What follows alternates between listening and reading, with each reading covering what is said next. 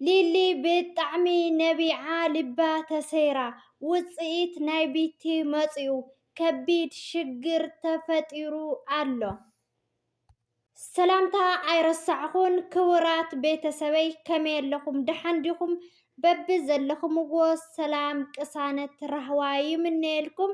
ንዚ ገዛ ሓደሽቲ ዝኾንኩም ከምቲ ልሙድ ላይክ ሸር ሳብስክራይብ ብምግባር ምትዋዕኹም ኣይፈለየን ንኩለኩም ይፈቲ እትህውኒ ምትዋዕን ሃናፂ ኣስተያየትኩምን ኣዝየ ዘመስግን እምበኣርከስ ናይ ሎማዓንቲ ኣድያና ወይ ከዓ ትሕዝቶና ከምቲ ልሙድ ብዛዕባ ሊልና ኣሌክስ ኮይኑ ናይ ሎማዓንቲ ብጣዕሚ ዝገርም ኣድያ እዩ። እስካብ መጨረሻ ረእይዎ ኢኹም እዚ ቪድዮ ላይክ ደሞ ምግባር ኣይትሕመቑ ክብለኩም ይፈቲ። ውፅኢት ናይ ቢቲ መፂኡ ኣሎ። እዚ ውፅኢት እዚ ደሞ ኣብ ዝሓለፈ ቢቲ ሓፍትና ሓሚመ ኢላ ኣሌክስ ናብ ሕክምና ወሲድዋ ነይሩ ማለት እዩ። ይኹን ደኣ ሎማዓንቲ እቲ ሓቂ ናባኹም ክነብሎ ኢና። ሰናይ ምክትታል ይኹነልኩም። ስለዚ ክቡራት ቤተሰበይ ኣብ ዝሓለፈ ቪድዮኦም ዋጋ 200,000 ውህብቶ ቢቲ ንኣሌክስ ከም ዝሃበቶ ርኢኹም ነይርኩም ኢኹም። ካብኡ እውን እቲ ኣብ ውሽጣ ዘሎ ስምዒት ደሞ ገሊፃ ተናጊራቶ ነይራ ማለት እዩ። ንሱ እቲ ሓቂ ደሞ ንኣሌክስ ከም ተፍቅሮ እያ ተናጊራ ማለት እዩ። እዚ ዝሰምዐት ሊሊ ሓፍትና ደሞ ብጣዕሚ እያ ነቢዓ። ክቡራት ተኸታተልተይ ኩሉ ስምዒተይ ሓቢአ ናይ ኣሌክስን ናይ ሊሊን ናብራ ናብ ዝነበሮ ክምለስ ሞንኪረ ነይረ እየ። ይኹን ደኣ ሊሊ ክትሰምዐና ኣይከኣለትን እያ። ስለዚ ኣነ ካብ ኣሌክስ ክርሕቕ ኣይክእልን እየ። ምክንያቱ ኣብዚ ሕዚ ሰዓት ነፃነት ረኺበ እየ ዘለኹ ክትብል ሓሳባ ወይ ከዓ ርእይቶኣ እናሃበት እያ ቢቲ ሓፍትና ማለት ጉድኮ እዩ ዘይስማዓለይ ተቐኒናስ ካሊእ ክንሰምዕ ኢና። በዓል ሓዳር ሰብኣይ ስለ ዝወሰደትስ ኣብዚ ሕዝስ ብነፃነት እየ ዝነብር ዘለኹ ክትብል ብዝኾነ ግን ይሞችኺ። ምክንያቱ ኣሌክስ ባዕሉ እዩ ናብ ሓዳሩ ንፋስ ዘእትሎ እምበር ማንም ኣይኮነን እዩ። እና ክቡራት ቤተሰበይ ቢቲ ሓፍትና ንኣሌክስ ዋጋ 200,000 ካብ ውጭት ዝተኣዘዘ ንብረት ሳፕራይዝ ገይራቶ ነይራ ማለት እዩ። ይኹን ደኣ ንሱ እውን ብደስታ እዩ ተቐቢልዋ። እዚ መግለፂ ናተይ እዩ። ስለዚ ንስኻ ንዓየይ ልዕልማን ኒሚኻ ቃላት የብለይን ንዓኻ ልኽገልፅ። ንስኻ ኣብ ጎነይ ኣብ ዝኾንካሉ ሰዓት ኣነ ብጣዕሚ ሕጉስቲ እየ። ኣዕርኽተይ ርሒቖምኒ መሓዝተይ ርሒቐናኒ። ንስኻ ግን ኣብ ጎነይ ኣብ ዙርያየ እስካብ ዘለኻ ሰዓት ብጣዕሚ እየ ዝፈትወካ ብጣዕሚ እውን እየ ዘፍቅረካ ኢላ ፍቕራ ገሊፃትሉ ነይራ ማለት እዩ። ክቡራት ቤተሰበይ ኣሌክስ ብወገኑ ደሞ ኣነ እውን ብጣዕሚ እየ ዝፈትወኪ እነ ጭራሽ ካባኺ ክርሕቕ ኣይደልን እየ። ምክንያቱ ካባኺ እተርሒቐ እውን ሰላም ኣይስምዐንን እዩ። ካብኡ እውን ለሓንቲ መዓልቲ ለዓርሳ ተዘይርኤክ እውን ውሽጠይ ብጣዕሚ እዩ ዝርበሽ። ስለዚ ኣነ እውን ብጣዕሚ ከም ዘፈትወክን ከም ዘፍቅረክን እናበለ ፍትወቶም እናተጋላለፁ ኣብዚ ሕዚ ሰዓት እዮም ዝርከቡ ማለት እዩ። ይኹን ደኣ ኣሌክስ ኣብዚ ሕዚ ሰዓት ብጣዕሚ እዩ ዝጋገ ዘሎ። ምክንያቱ እቲ ግዜ ዝህባ ዘሎ ንቢቲ ሓፍትና ንሰበይቱ ግዜ ሂቡ ንሰበይቱ ክብሪ ተሂብዋ። እዚ እዩ እቲ ሓቂ ፍቕሪ ክበሃል ዝኽእል። እምበኣርከስ ክቡራት ቤተሰበይ ንዚ ቪድዮ ብላይክ ጀሚርኩም ሓንትን መራርን ጥዕምትን ዛንታ ናባኹም ከብላ እየ። ንስኹም ደሞ ንዚ ቪድዮ እስካብ መጨረሻ ኣዳሚፅኩም ሓሳብኩም ወይ ከዓ ርእይቶኹም ክትህቡና ብትሕትና ንሓትት። ሓፃር ዛንታ እታ ፈቃር ሂዋን እያ ትብል ኣርእስታ። ኣብ ሓደ ጽምዋ ቦታ እዩ ሓንቲ ብፍቕሪ ሓደ ወዲ ኣዳም ዝተሰዓረት ንበይና ክትሓስብ ብፍቕሪ ክትጭነቕ ጀመረት። እቲ ዝነበረቶ ሰዓታት ብፀሓይ ኣይኮነን ክትንቀሳቐስ ንኽትሪኦ ዘስካሕክሕ ነዳዲ ዝኾነ ፀሓይ እዩ ነይሩ።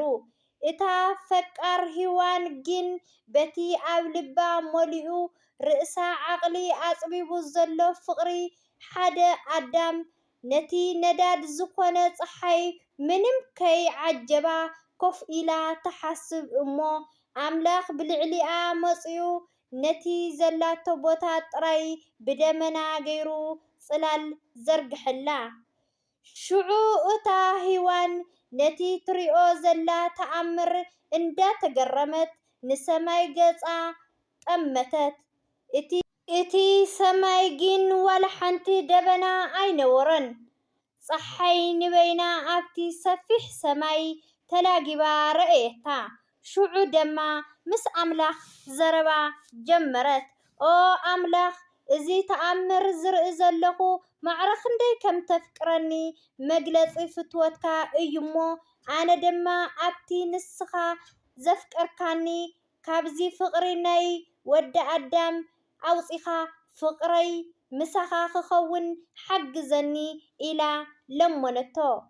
ይኹን ደኣምበር እግዚኣብሔር ነቶም ብልቢ ዘፍቅሩ ማዕረ ክንደይ ከም ዘፍቅሮም ክነግር ኢሉ ብዓይኒ ከም ዝረአየቶ ምስሊ ብዘይብሉ ብእዛና ጥራይ ትሰምዕ ቆላሕ ዘለዎ ድምፂ ክዛረብ ጀመረ። ኦ ፍቕርቲ ጓለይ ኢሉ ነቲ ጥቕሲ ክነግራ። ቀዳማይ መልእኽቲ ዮሃንስ 4:8 ኣምላኽ ፍቕሪ እዩ እሞ እቲ ዘየፍቅር ንኣምላኽ ኣይፈልጦን እዩ። ስለዚ ንስኺ ንዓይ ይኹን ንወደይ ካብ ልብኺ ስለ ዘፍቀርክና ኣነ ኣምላኽ እየ ምሳኺ ዝዛረብ ዘለኹ። ፍቕርቲ ጓለይ እዚ